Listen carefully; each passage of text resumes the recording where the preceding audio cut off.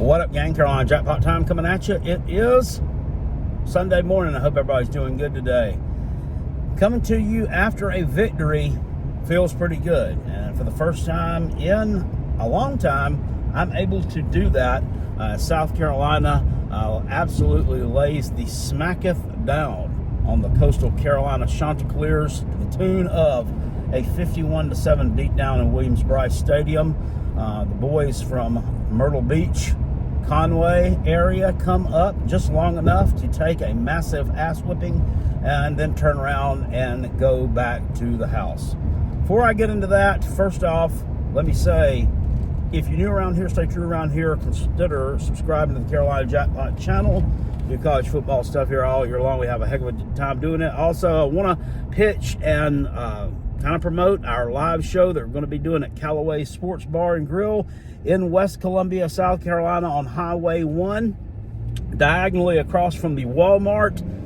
This coming Friday night at 8 p.m., we will do a live recording of the Rob and Kell Show. We're going to have some games, some trivia. We'll have some fun out there, drink some beer, eat some good food, and just enjoy the fellowship of being around each other. It's at a bar and grill, but if you're not a drinker, it doesn't mean you can't show up to the event. If you're in the area and hang out with us, have a good time. Come one, come all. That's what I say about that. So let's get after it. Showed some things before I actually started the video there. Those were comments left on Coach Shane Beamer's press conference that was put up here on YouTube after the game yesterday afternoon. I actually blacked one of the names out there because that is someone that comments on the channel and watches the videos here. I don't want to kind of call them out and make fun of them, but you know, everything's great. A lot of sunshine pumping and all that after yesterday and a big win, and it should be, as well it should be.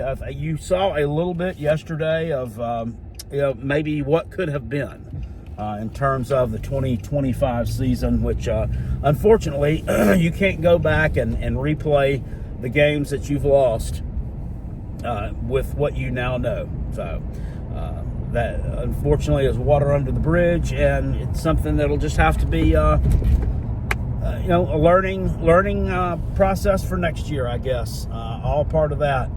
But it was a good victory yesterday for the Gamecocks. We live streamed it over here on the channel. Had a really good time hanging out with you guys. I do want to say this. I get into the games when I'm watching them, and I kind of just let my opinion be known of the coaching staff and decisions, and you know, if a player needs to be gotten onto, I'm gonna bitch at them. I don't hold anything back. Well, yesterday when Luke Doty, backup quarterback, comes in and relieves Lenoris Sellers, when Lenoris' day was done, I kind of got agitated to see him out there off the field. And you know, now thinking back and watching another one of our Gamecock YouTuber, the Rooster Man, who did a video, or he actually did a live reaction type thing to the game. You know, when I listen to people like that, it kind of calms me down a little bit.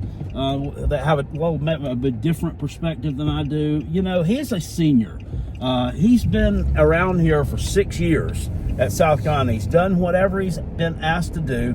He's played a couple of different positions. He's moved from the quarterback room to the wide receiver room and back to the quarterback room, and he's just been all over. And he's been nothing but loyal, and he's been a really good player. And there was nothing wrong with Beamer putting him in there for a series. As Rooster had said, it would have been cool to see him run out the last series and maybe kneel it out, you know, as a senior, you know, his final game here at Williams, on senior day here at Williams-Brice. But they didn't do that. But I should take that into account just a little bit in games like this. So that's just me. It's just who I am. I don't, you know, mean any harm when I get so agitated, but I really want to see the young players out there playing the bulk of those snaps, and ultimately that is what he did. They let Bradley Dunn come in there. He was a scout team player, doesn't ever get to play. They let him score a touchdown last year against Wofford. They let him score one yesterday. I mean, hell, your damn running attack suffered all year. Maybe you should have had him in there earlier in the year. But no, we will talk about a player that they should have had in there more yesterday. They should have had in here more all year long. I've been saying it for weeks now. Is number 22, Jawarn Howell. He showed some flashes in the game at Texas A&M. He showed some flashes yesterday when he was in there. And they continue to run the ball with Matthew Fuller. And Matthew Fuller ended up having a decent day yesterday. But he's not had great games leading up to this one. Prior to this, really all he did was break off, what was it, a 75-yard touchdown run against LSU. I mean, which was great. I'm not saying, but other than that, I mean, he's really, not been a huge factor. He's ran for about 2 yards a carry. I mean, when Jawarn Howell gets in there, it makes things happen. Don't understand why he hasn't been used more, and we know we've moved on from Mike Shula, thank God. Should have never been hired in the first place, knowing what we know now. But still, I mean, guy has still not been able to see the damn field. And I'm just, I want to see him get carries. I want to see him get touches, guys. He is talented as hell. I am afraid that he's going to hit the transfer portal because everybody else is seeing this. Everybody else is seeing this. They're hearing it. These other coaches are out there sniffing. Don't think they're not. Don't think some other SEC coach or analyst or somebody hasn't snuck up and talked to him after some ball games out there. That shit happens. It's real. They recruit your roster right out there on the field in front of you. I wouldn't be surprised if Lane Kiffin didn't say something to him after the game in Oxford, assuming he was there, assuming you took him. So they really need to work on that some more. But Lenore had a great game yesterday. Not great game, but a efficient game against a overmatched foe in Coastal. And look, they had a winning record coming in. I kind of hate for the young man, Samari Collier, the actual quarterback that has led them to that 6-4 record. He tore his knee up against Georgia Southern. He's not going to play the rest of the year. Had he played yesterday, it would have provided the Gamecocks with a lot stiffer of a challenge than what Coastal did, or what the actual quarterback that was there, Tad Hudson, did. He didn't provide, a lot for Coastal. You barely got over 200 yards in total offense. Just couldn't get anything going at all against the Gamecocks. So a 51-7 victory, I'll take it. It should have been a shutout. They should have pitched a shutout. Somebody didn't. They missed a block, I guess, is what Beamer said there on the punt block. Unfortunately, that was just a little bit of a breakdown, but they didn't score any touchdowns offensively. And South Carolina rolls up almost 600 yards of total offense. It's a big win over an overmatched team, and I'll take it. Especially when you look out here at some of our other counterparts in the SEC, like LSU, struggling to put away Western Kentucky. Was it 13-10? Western scored late to make it a 3-point game. Auburn struggled for 2.5 quarters against Mercer. Game was tied at 14 till Auburn decided they'd go on ahead and pull away. So, when those teams are ready to go and you're not, they can give you some challenges. And South Carolina wasn't going to let that happen yesterday, so I was glad to see that happen. Now, on to next week on the Clemson. The Tater Shits will come into Williams-Brice for a noon matchup next week against the Gamecocks, and this is the first time, I think, since 2019 at Columbia that game has been played in the afternoon at noon. 2015 and 2019, you played them at noon. Then in 2021 and 23 and 2017, those were all night games, and all games that Carolina lost. Of course, 2023 being the most competitive in terms of those matchups, South Carolina lost 16-7. Couldn't get anything going offensively in that game. They were down a ton of starters on the O-line and just played a really, really vanilla and bad game there. Of course, Clemson from the get-go jumps on them. Who's a now, I think, senior safety, Khalil Barnes, goes on ahead and scoops up a backwards lateral. That's what they called it on the field. Spencer Rattler trying to hit Xavier Leggett with a swing pass there. And this kid jumps on it, takes it to the house, and that kind of, derailed you the whole entire game there. Clemson didn't score any more touchdowns after that, which I thought it was a bad call. All the Gamecock fans thought it was a bad call. Of course, all the Clemson fans thought it was the correct call. And the neutral folks are just kind of 50-50 on it. I didn't think that it was a fumble. But anyway, that's 2 years ago, water under the bridge. And for the first time, I think, since 2013, which was a home game, it looks like South Carolina is going to go into the game as a favorite. Right? They opened up, it looks like, on my side, I'm looking at, they were a 1.5-point favorite. Now that could change before game time. 1.5 points that's your home field advantage right now. They're basically almost telling you the Tater Shits may be a point or two better than you, but you're getting some points, probably 3 of them, for the game being at Williams-Brice. That said, I think in 2013, South Carolina was favored. I back then, I didn't really get into that stuff as much as I do now. It wasn't a thing then. Now they show scores of damn games on the screen, on the ticker, and you'll see the Vegas line for the game on there now. That wasn't that way in 2013. It wasn't that big of a deal, but I think I'm correct in saying Carolina was a small favorite in terms of that matchup, and Clemson was actually the higher ranked team. I think they were a couple of spots ahead of us. Of course, we had lost 2 ball games coming into that one, and they had only lost the one. They had gotten blown out 51-14 by Florida State at home, and which was only one of 2 losses that happened. They had a 2016 loss, and then they didn't lose at home again until Carolina beat them in 2022. So that was a huge victory for us there in terms of Carolina and that matchup. Sorry, I'm paying a toll right now. You got to pay the toll. If you don't, they'll send you something in the mail. Thank you. And Carolina had lost on the road at Georgia, and they had, of course, the infamous horrible loss to a terrible, shitty Tennessee team that was in its first year being coached by one Butch Jones. 23-21 loss there with Steve Spurrier. Kind of some poor clock management towards the end of that game. And there was a Tennessee wide receiver named Marquez North who made a kind of a one-handed type catch over near the Gamecock sideline late in that ball game to kind of set up the go-ahead. I think it was a go-ahead field goal there late in that game, or maybe it was a go-ahead touchdown. I don't really remember, but I do remember the memes that circulated on Facebook for the entire of the next year that it only takes one hand to beat a cock.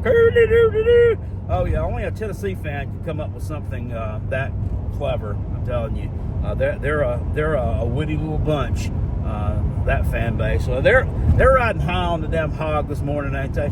Yeah, they beat Florida last night in the Swamp for the first time since flat screen TVs became a thing, and first time really since I still had dial-up internet. That the last time that Tennessee won in the Swamp against Florida. So, they were up 31-0. It is what it is. I took Florida to cover because I was wrestling with the deal of, I know Tennessee's the better team, but what happens if Florida shows up and they play well? Well, Florida didn't show up. They didn't play well, and Tennessee blew them out. I think they were up actually 31-0 in terms of that matchup, and then Florida came back with 11 points late. I turned that one off to something else. That was a real lopsided loss there. Really disappointing effort by the Florida Gators in terms of that one. We're talking Clemson, South Carolina here. Really going to be important to get Dylan Stewart back for next week. He did not participate in the game yesterday. I wasn't on the injury report. Apparently, I think he got hurt. I think it was the Oklahoma game, maybe later in the game, and there was kind of some questions as to whether he would go in the next game, and he did. I think he's been playing kind of sore the past few weeks and probably needed the rest. Of course, everybody immediately jumped to the nonsensical conclusion that, oh, he's hitting the transfer portal, which me too, when I first saw it, I was kind of, that kind of took me aback a bit. But he's going to go against Clemson, and he probably is going to put himself on display for the transfer portal. Not in terms of, I'm saying he's going to get into it, but he's going to put himself on display if he hasn't already enough the past 2 years of playing for us. People are going to start contacting him. He's going to try to get the biggest bag he can out of South Carolina by ponying up to whatever somebody's going to offer him, because he's going to get some damn offers. He'll get a damn ton of them. He will get a ton of them. And I'm 50-50 on whether he'll be back next year. I'm 50-50. I'm a little bit more than 50-50 on Lenore Sellers. But they're going to come after him too. And all you numbnuts in the comment section and you mouth breathers, I know you all think he's going to Miami, and that was nothing has ever been reported from him. He's not said one thing about Miami. Nobody knows anything about Miami. That was just this Todd McShay getting up here running his mouth on YouTube or wherever he ran his mouth at. That could be a possibility, because they are a team that always takes transfer portal QBs. Mario Cristobal's does not develop a quarterback. He just doesn't. He's lazy when it comes to developing high school talent. It's just plain and simple. If you're a Miami fan, you can get fucking mad at me all you want to for me saying that. There's a couple of them that come over here and watch this channel and like to comment on stuff. You can get mad at me all you want to. It's the damn truth, and you know it's the truth.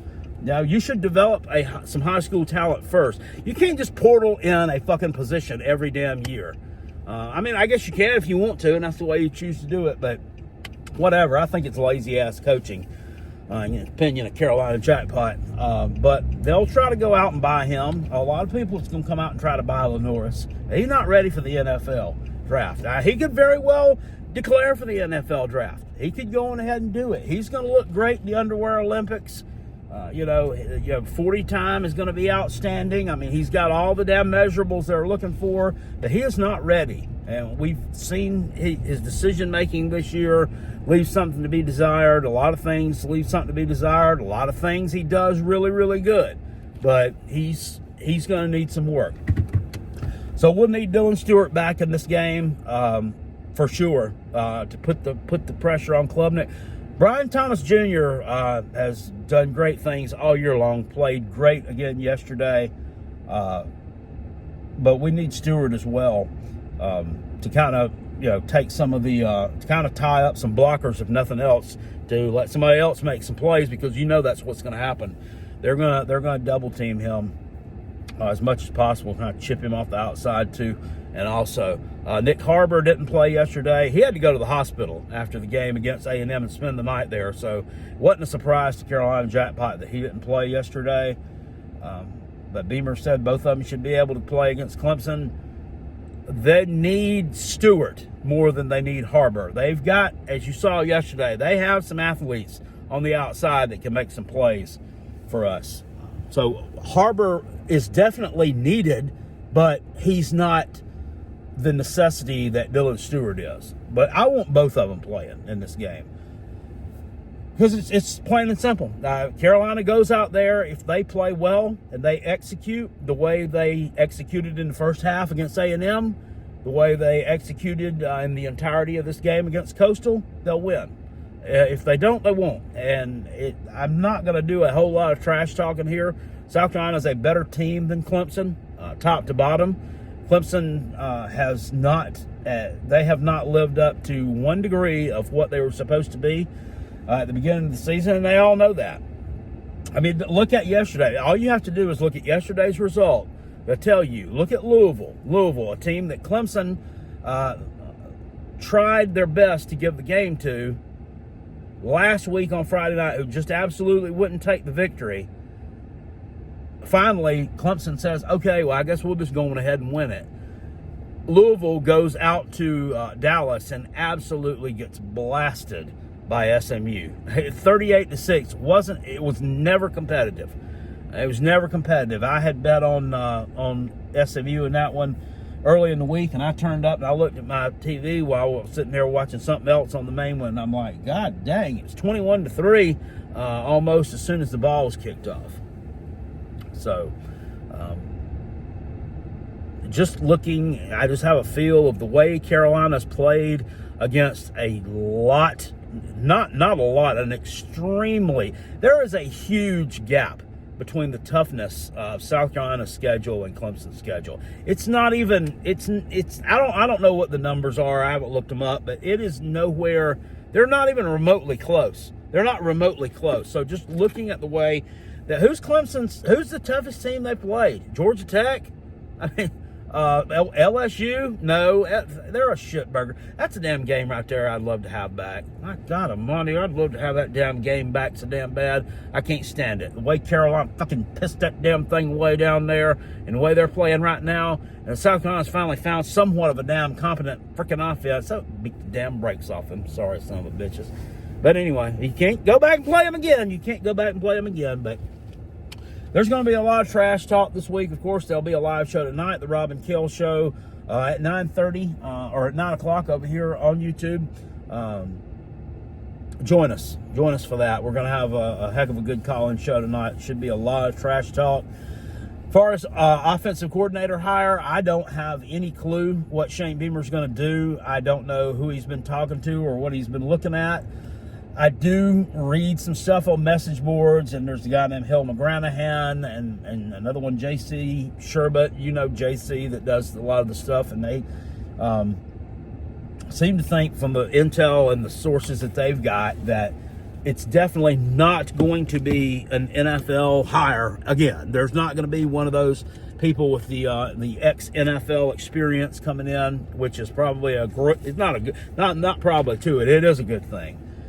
And that they're going to be looking at someone, a young up-and-comer, which, I mean, that fits. It fits.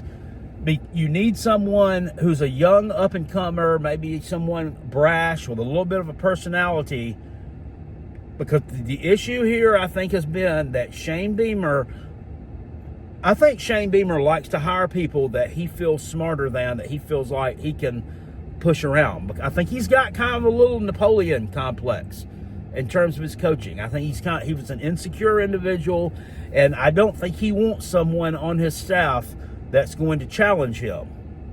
So we need somebody that's a little young, a little cocky and brash, that he can still put in his place so he can get his little Napoleon complex jollies on, but still someone who's not at the end going to be afraid to buck up to Beamer when it needs to be bucked up to.